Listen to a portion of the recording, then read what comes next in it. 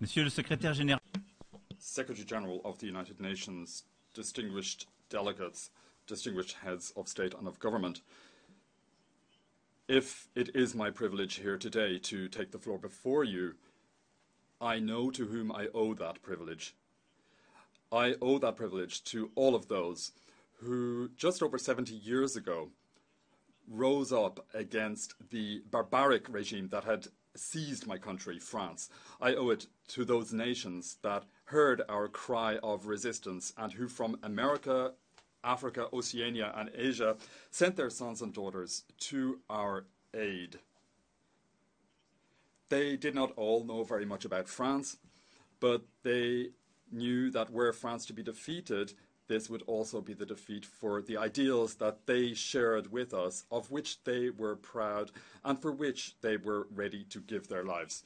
They knew that their freedom and their values depended upon the freedom of other women and of other men who lived thousands of kilometers away from them.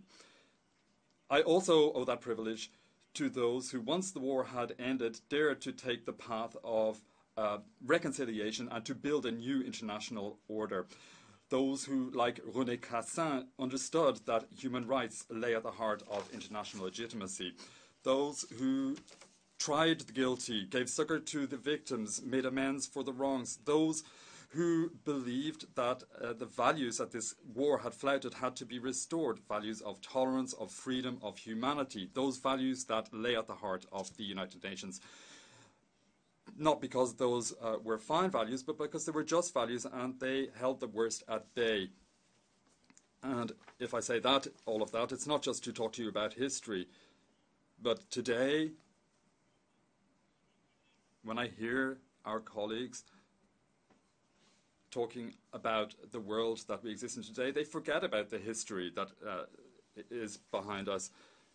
They talk about our current interests, then they talk about what will be determinative for our lives. So whereas my country today holds a somewhat unique position in the world order of nations, this means that we also owe a debt to all of those who have no voice. And I myself know that it is the duty of France to speak up for those who have no voice.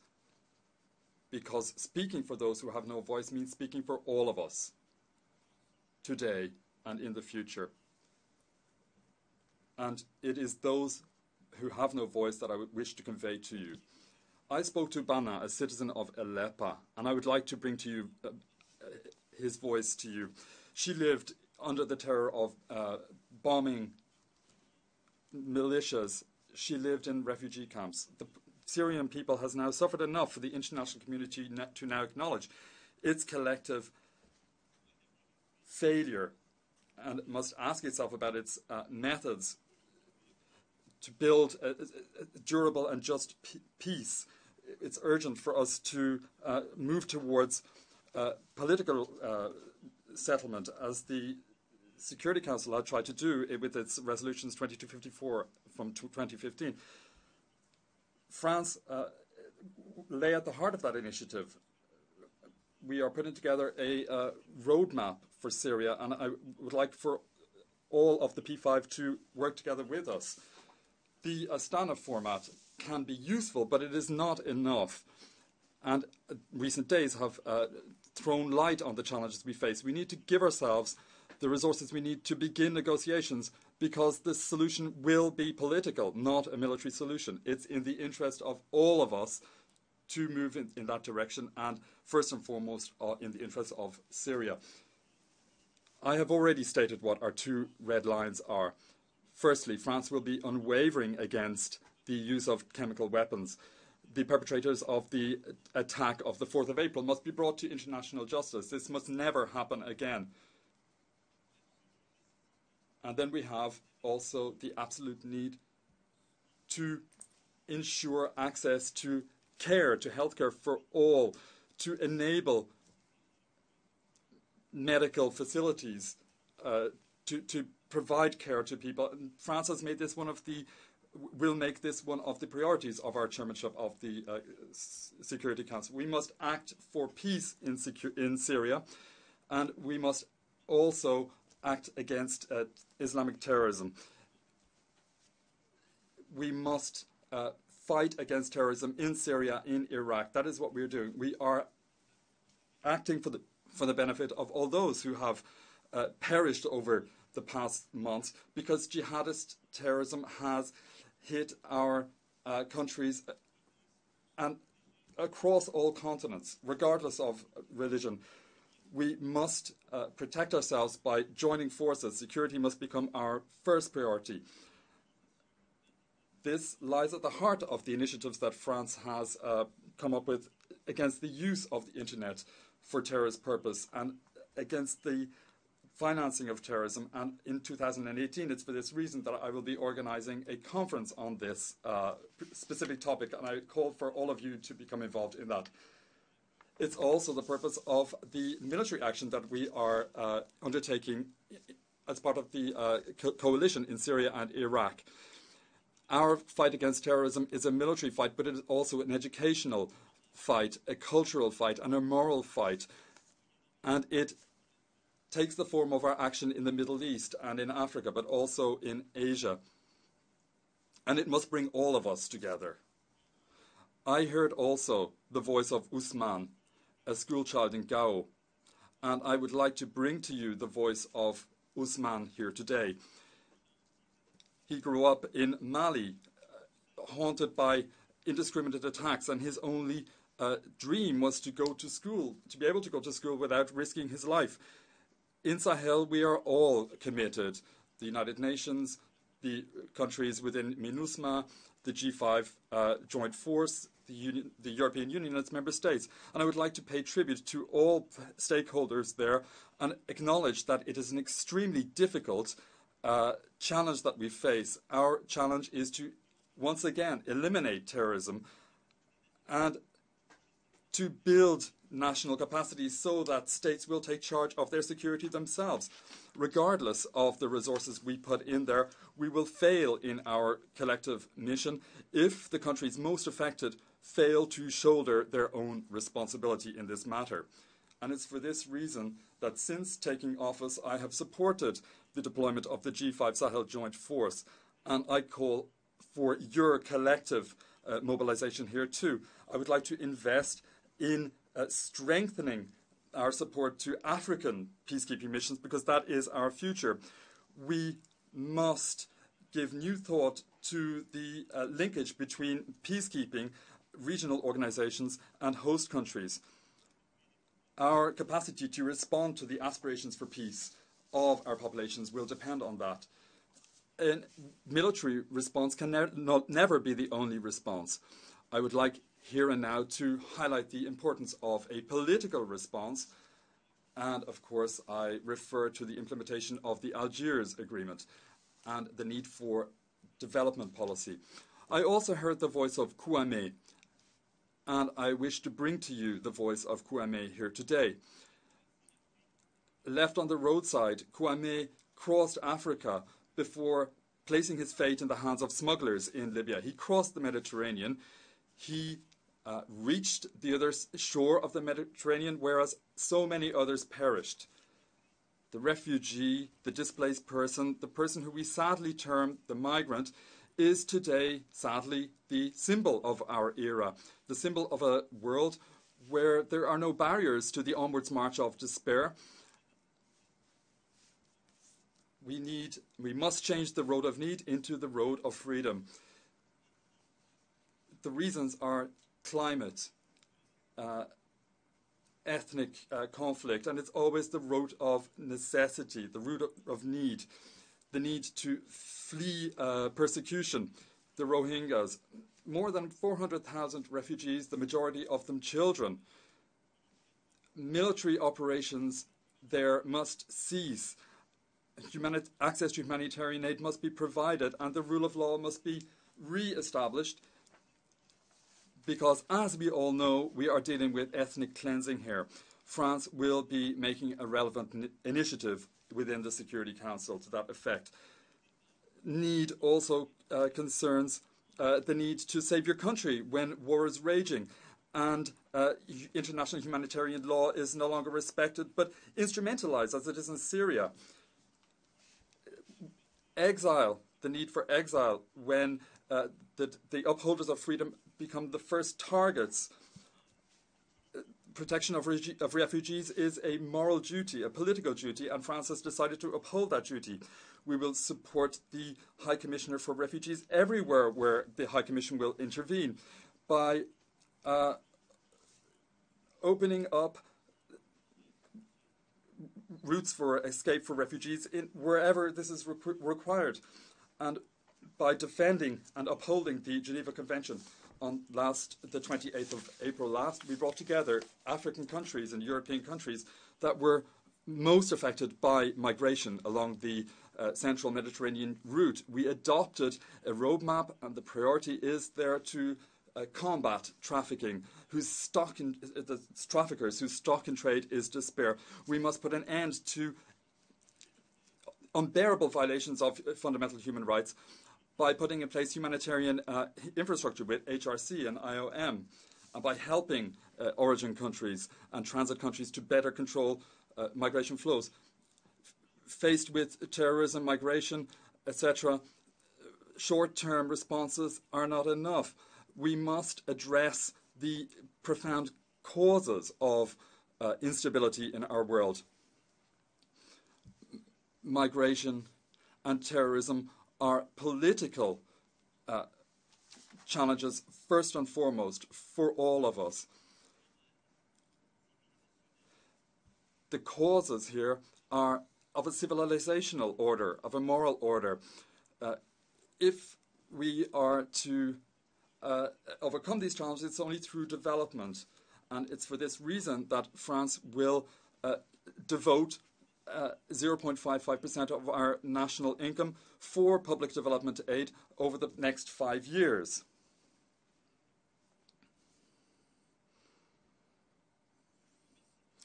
I thank you for the applause,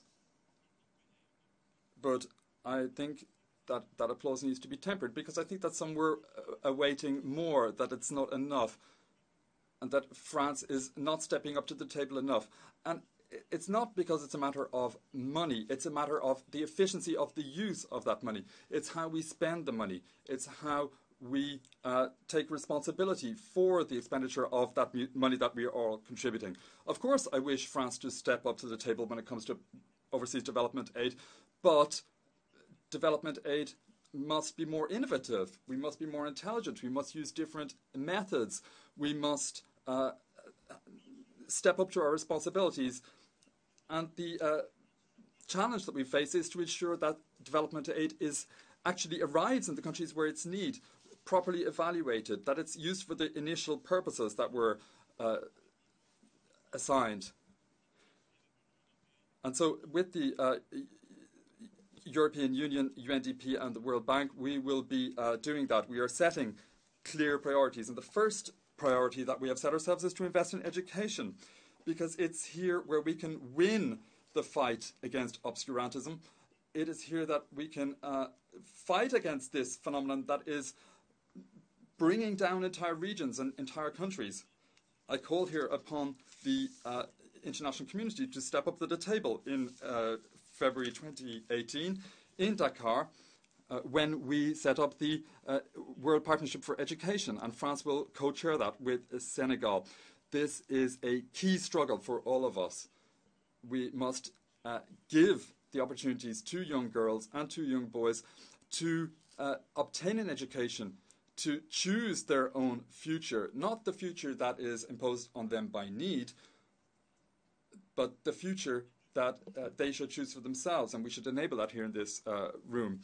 Our second priority is health, to combat pandemics, to combat malnutrition, because you can have no hope when you are unable to educate yourself or to have access to healthcare. We advocate for development, for the role of women, for culture, for freedom of expression.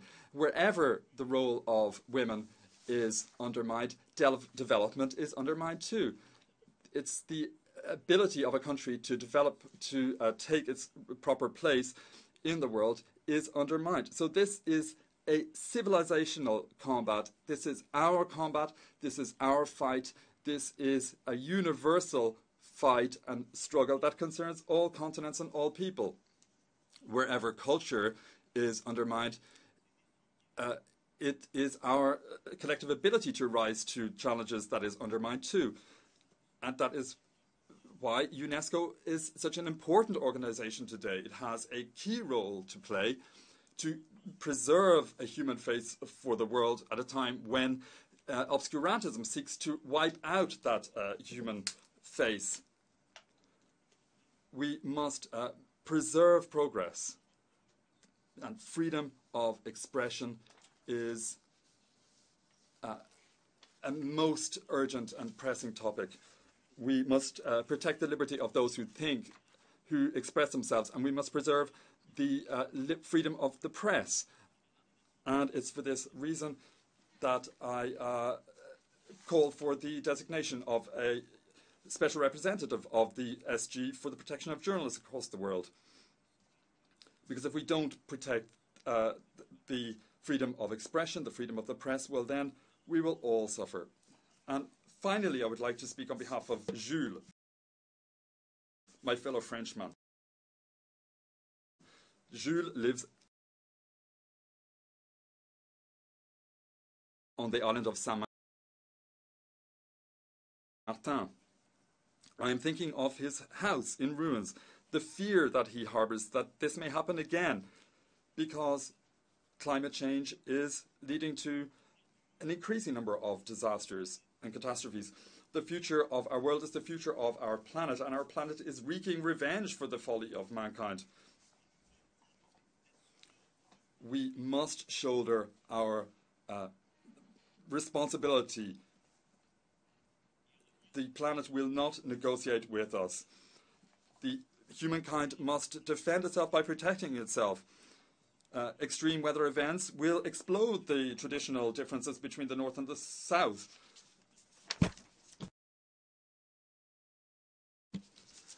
We are all affected by the flailings of the climate in China, in the Caribbean, in Russia, or in the Horn of Africa. Before this August Assembly, my country promised that we would achieve a universal agreement in Paris. That was achieved, and it was signed in this very room. That agreement is not up for renegotiation. It binds us. It rallies us together.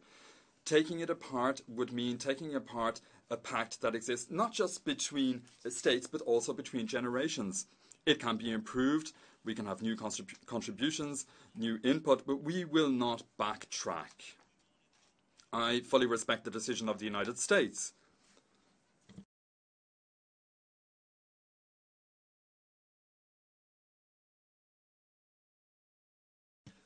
I fully respect the decision of the United States, but the door will always be open.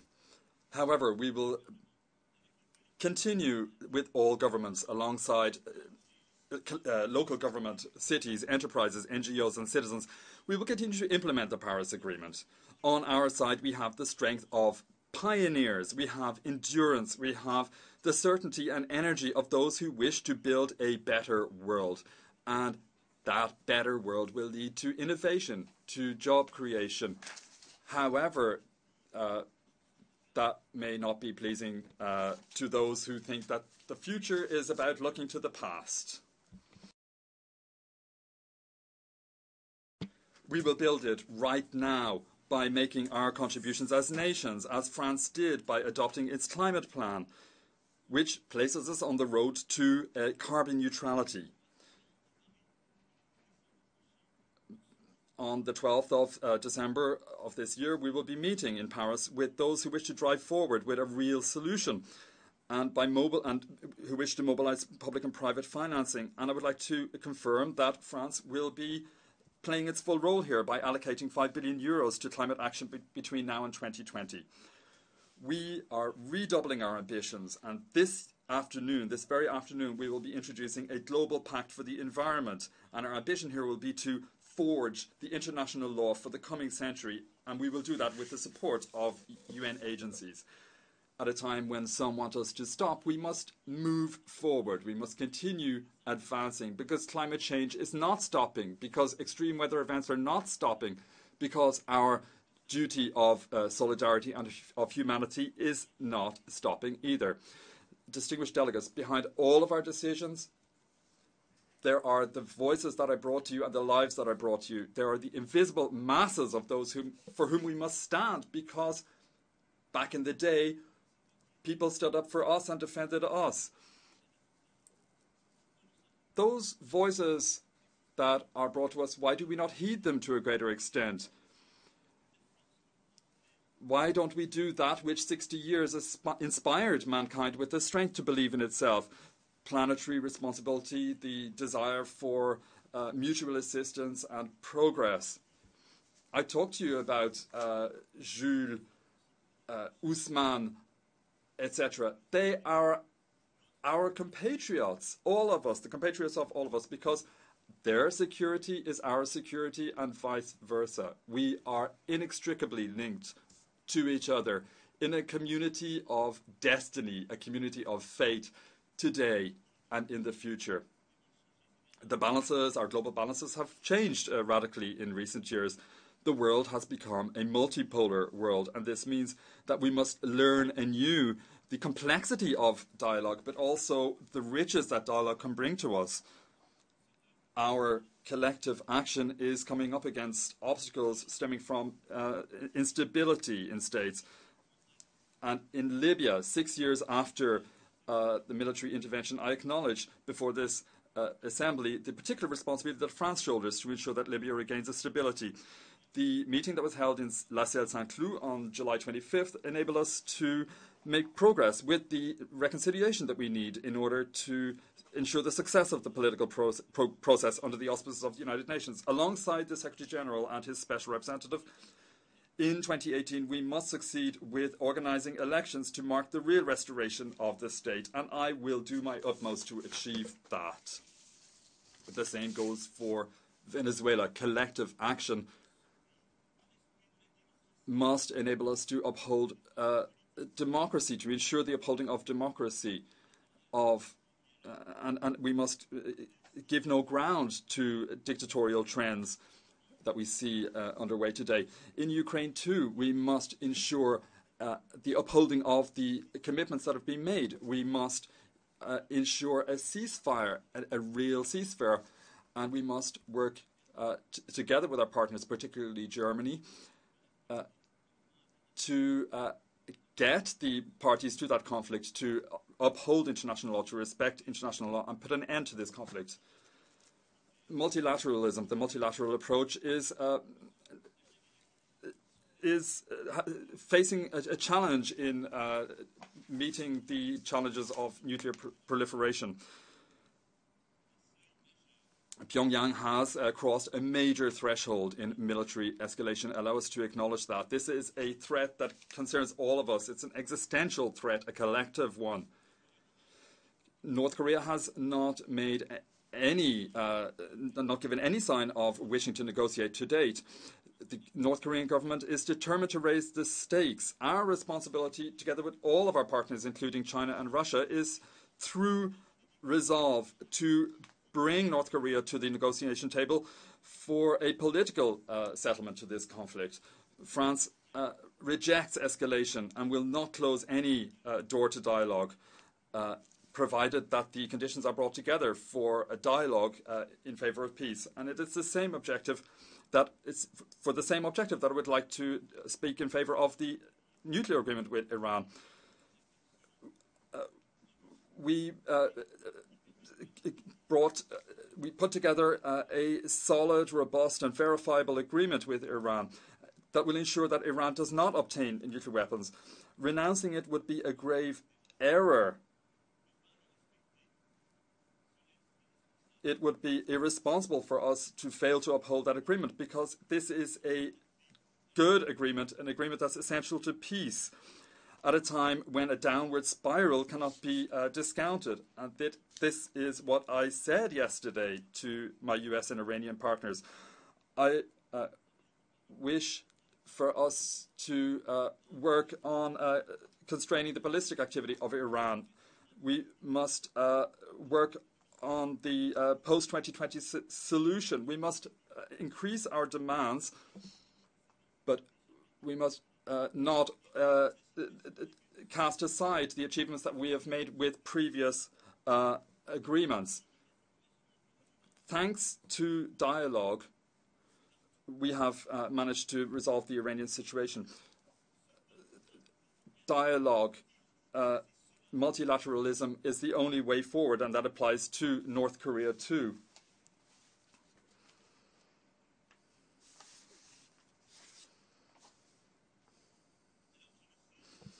I cannot say whether my successor in the far future, in 70 years' time, will have the privilege of speaking before you. Will multilateralism survive this time of doubt and change? In truth, we ought to recall the state of our world 70 years ago, a world that was broken by war, that was stunned by genocide, and we ought to try to regain the optimism that we held up in the face of so many reasons to doubt back then. We must regain faith in what brings us together. We must find trust again in and confidence in these founding values of the United Nations, universal values that protect all individuals across the planet and guarantee their dignity. But how have we got to the current situation, distinguished delegates? The reason is that we have allowed the idea to proliferate that multilateralism is a kind of game, a game for diplomats sitting around a table, the tool of the weak. That is what has happened over the past few years, because we allowed the idea to gain currency that we were stronger if we took unilateral action. That multilateralism was not capable of addressing all challenges. So we have allowed this situation to drag on. We have failed to address climate change. We have failed to address the challenges that have been brought about by unregulated capitalism. If we continue along that road, it's survival of the fittest that will prevail. We have forgotten the history that has made us. We have allowed the idea to gain currency that it's the survival of the fittest. But the challenge that we face as a generation is to regain our values, to recognize that there is nothing more effective than multilateralism in our current world, because all our challenges are multilateral. War, terrorism, climate change, the digital economy, etc. We can only address those challenges through multilateralism, not through the law of the fittest, the survival of the fittest, because our vision of the world, if we are to achieve our vision of the world, it's only through multilateralism that we will do that, because our vision is universal, not regional. Because any time that we have conceded certain ideas on the equality of women, for example, that equality of women is a matter for one civilization but another, well then we are abandoning the universality of our values. We have allowed the survival of the fittest approach to prevail in certain countries, because any time that the great powers sitting around the table at the Security Council, they have renounced multilateralism, failed to live up to the agreements that they have signed, well then they have undermined multilateralism. We must uphold multilateralism for sustainable peace in the future.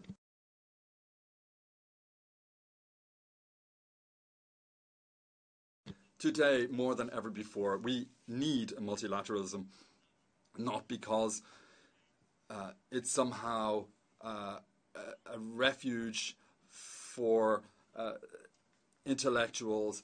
It's because multilateralism is about the rule of law. It's about exchanges between people. It's in all of our interests. It is through multilateralism that we will build peace and rise to the challenges that face us.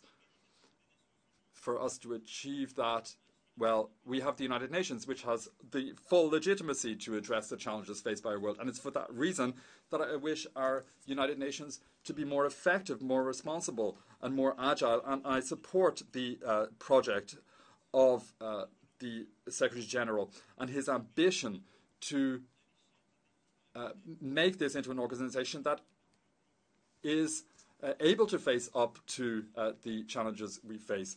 And we must seek resources for that. We must seek ways of addressing the received notions that some of us may have. We need a Security Council that is in a position to make effective decisions, that doesn't use its veto when atrocities are carried out. We need a better representation of all continents. We need better coordination in crisis management with the European Union, the African Union, and the key sub-regional organizations that we work with. And it's for this reason that France will be standing shoulder to shoulder with the United Nations in carrying out the reform that's in the pipeline. Distinguished delegates, I would like to say to you that these forgotten voices that I've conveyed to you today have their rightful place in this august hall, where all of us have our rightful place, where we must listen to those voices that are left aside. If we were to fail to listen to the voices of the victims and of the oppressed, then we would enable the challenges that they face to grow until such time as they engulf all of us. The safety of all of us is also their safety.